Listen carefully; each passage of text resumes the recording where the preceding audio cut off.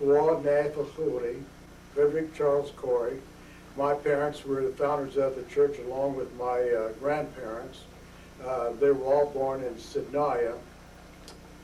My mother is the last remaining founder of the church.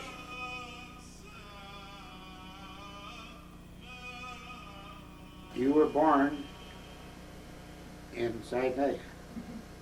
I was 5 years old when it came. That's good. That's I didn't see my father until I was 5 years old. Okay. See, Dad was here in 1905, and he went back to Syria, got married, and my brother was born in Rams. So, and Mom got pregnant with me before I was born. My dad left Syria, and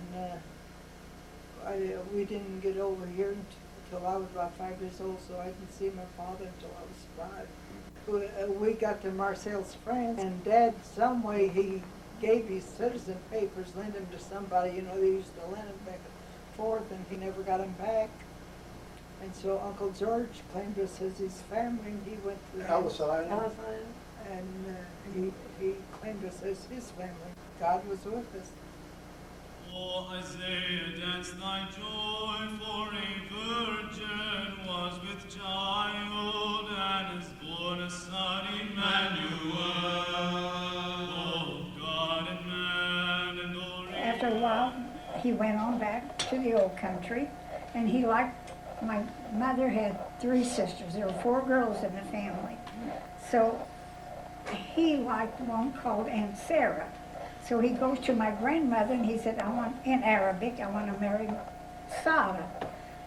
My grandmother says, no, Najib, Jim Kafori, he wants her. Go ahead, take Latifi. He said, okay, I'll take Latifi. Second choice. 18 years older than my mother. They lived a beautiful, happy life. And how old was your mother when they got married? 16, maybe 15. Ma'am, your real name, Arabic name, is Murrud. Can you tell us about when you changed over to Zamrud and then Zam? Tell us a little bit about your name. Well, my name is Mugwood. Well, my dad tried to tell him when he come here what my name was, and they couldn't get it. Well, when my dad came to America, he said, what's your name? The interpreter. Well, he took his father's name, which was Eid Katrina. He used it for his name. So that's my story. I'm Alice Corey, and I married a Corey, so I'm still Alice Corey. Hi, I'm Norma Johns. My maiden name was Corey also. Alice Corey was my mother. I'd like to show you this picture of her dad and mother. They were founders of the church. The name Corey in Arabic means priest. And if your name was Corey, you usually had a priest in your family. My name is Zelda Hannah. I used to be a Phrygi. My dad and mother's name was Elias and Latifi Phrygi. And my mother was the first Syrian lady to drive a car back in 1927. I married a handsome man from Terre Haute named Jim Hannah. How they got the name Hannah, my father-in-law's name was Khalil Hannah Handus. So when they got to Ellis Island, how do you spell Handus? He's in Arabic. He said, I don't know, drop it and give me Hannah. Thank God for that. Otherwise I'd be spelled out Handus. So they're ready to go back to the old country, and they had their trunks shipped to New York, and then they were to take the boat from New York. Well, when they got to New York, my father-in-law's trunk hadn't gotten there yet, but the others had all gotten there. So they all went on the boat, and my father-in-law had to miss the boat on account of his trunk, and the boat sank, and everybody drowned. Oh, and they all had a memorial service for everybody, thinking that of course, my father-in-law was with them, and they had a memorial service for him and everything too. And then he went on the next boat, and when his mother saw him, I guess she kissed the ground, you know, and she was so happy.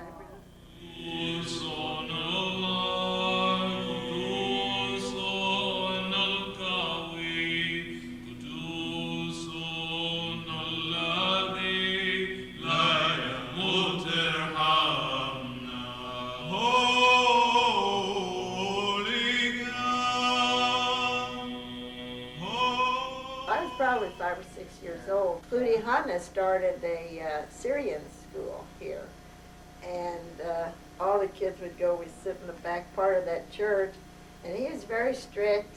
And about the only thing I could remember is a left bath test. I can't remember anything more after that. A, B, C, D. But some of the kids were kind of undisciplined, I would say, and he had to smack them. He had this big yardstick he kept all the time, and poor Faisma too got whacked with it so hard once that it broke the stick in You two. repeat it. If you didn't get it right, you say, hold your hand out. Whack. Oh, yeah. They were losing my generation of people in the church because they were starting to get married and had their own children, and they wanted their children to understand what the church service was about. A lot of people were getting bored with just the Arabic because they couldn't understand it. And I think Archbishop Bashir realized this, and he was very instrumental into putting the English language into our services. And this also helped bring in other people. Oh, yes. And I'm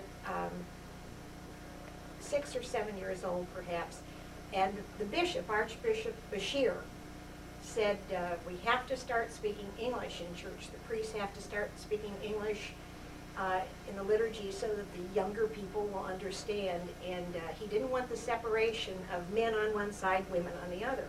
Well, that had been going on for probably centuries, and my grandfather, George Risk, who was very progressive, made sure my grandmother was on the men's side and me. So for a long time, I think Grandma and I were the only two women on the men's side of the church.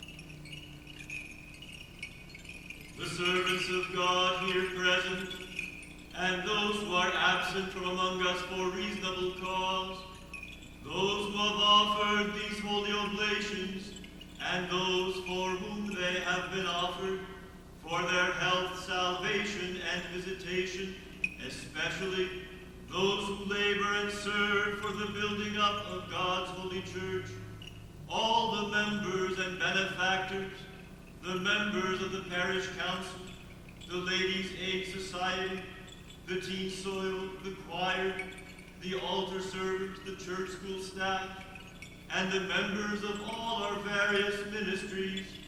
May the Lord our God remember them all in his kingdom, always. My first memory of the church was when my sister Elaine was baptized.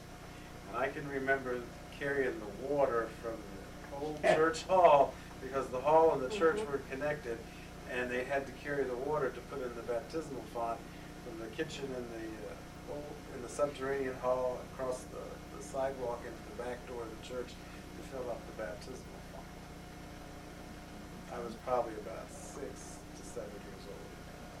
The servants of God departed this life before us in the hope of resurrection unto life eternal, especially the founders of this holy house, and all the clergy and laity who have served to the building up of God's holy. If somebody passed away in our parish, they used to take the bodies to the hall. They never took them to a mortuary. And stay up all night. Yeah, and then they would stay, the ladies would stay up all night and then make coffee and have little sandwiches or something. They would whine and wail just like you hear now, and that's really what fascinated me was they would start singing, one would start singing and the others would all join in a verse, and it was all in Arabic. We couldn't understand what they were saying, and And it was really very, very sentimental, and very touching at that time. Don's mother did that a lot, and to make,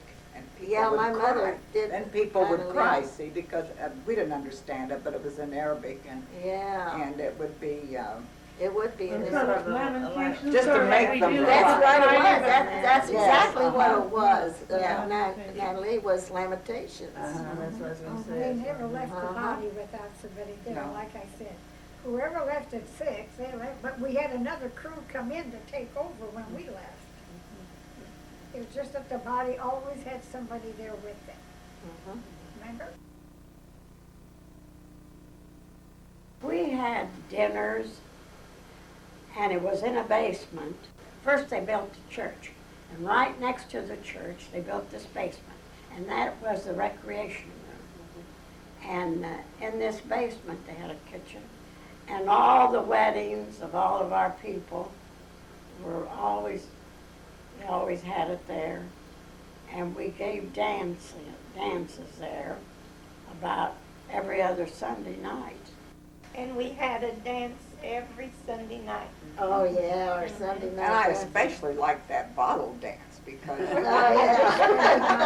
That Tell us, is that you have a version of Spin the Bottle? is? no, No, you just get to dance with you just go up and give them the bottle, and you dance with You the cut fella. in. You You cut in, with in your other dance. words.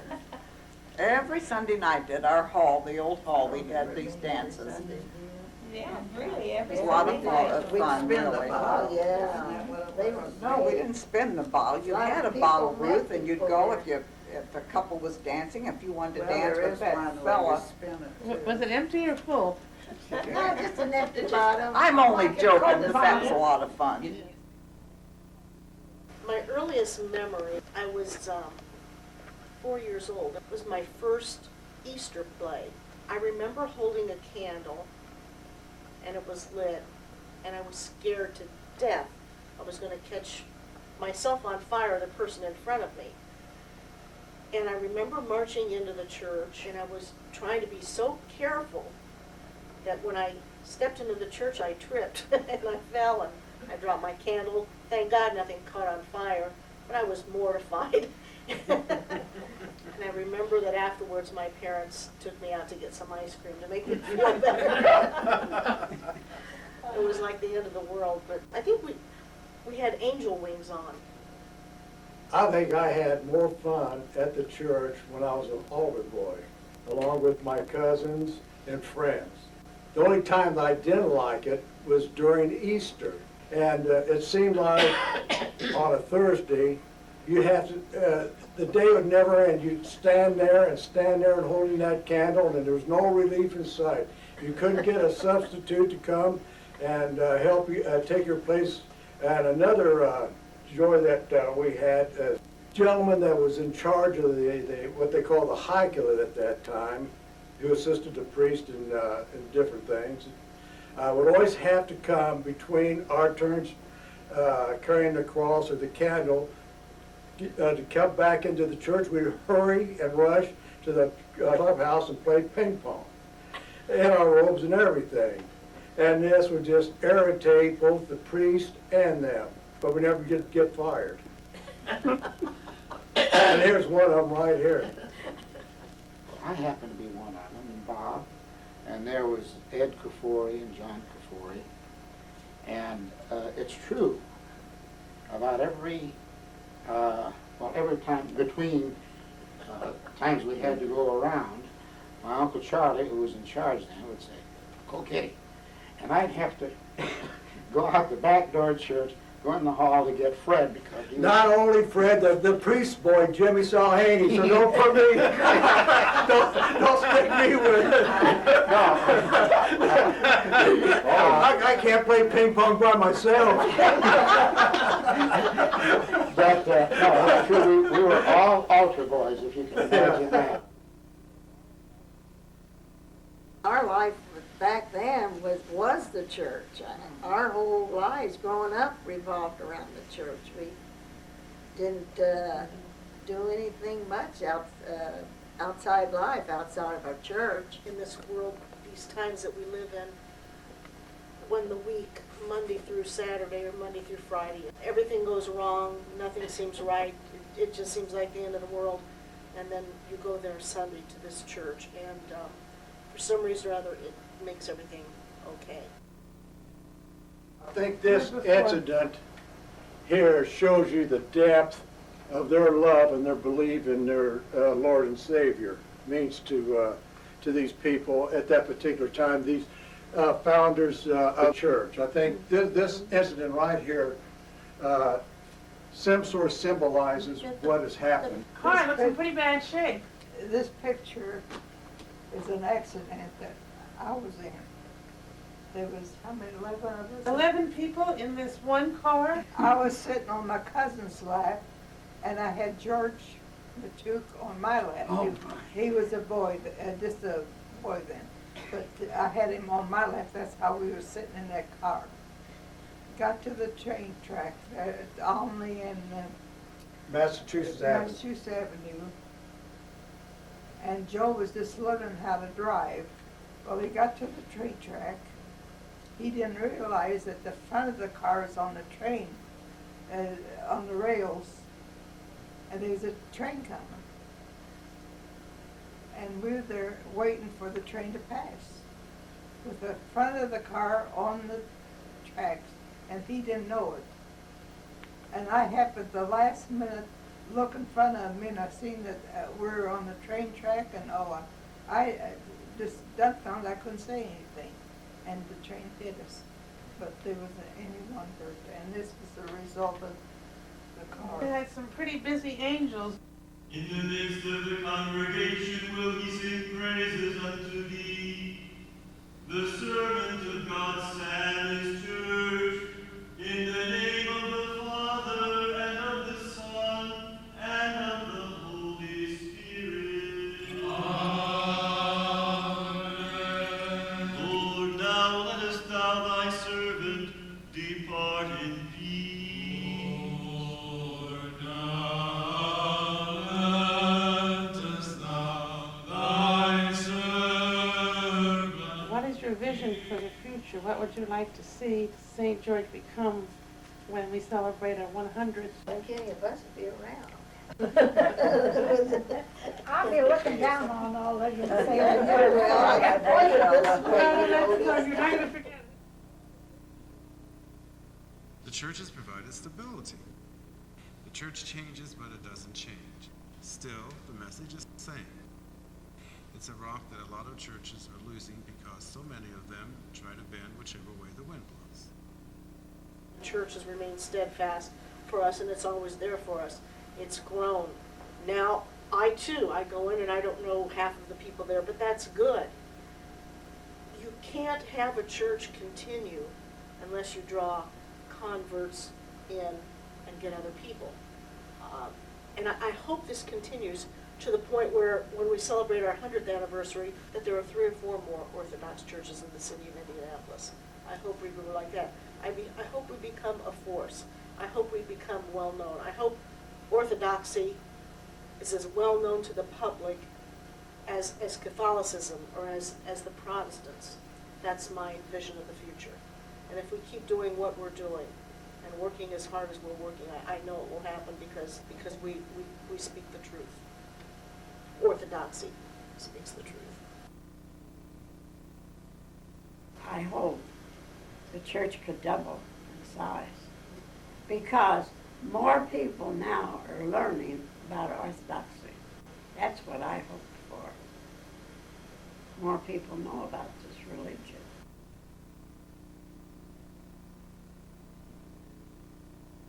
The makeup has changed. We've gotten more and more people of different backgrounds, and I know you have always been one of the ones who welcomed them, even before we had a welcoming committee.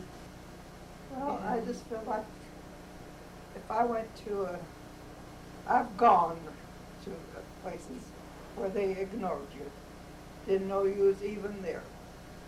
And I didn't want to put other people in the same place I was. I don't care if they were strangers, I can say hello to, or you say you're a stranger, And you come in, is it gonna hurt me to say hello? How are you? I'm Zemrid Corey. You're glad to have you with us. A good word doesn't cost anything, but when you don't say anything at all, I think it does.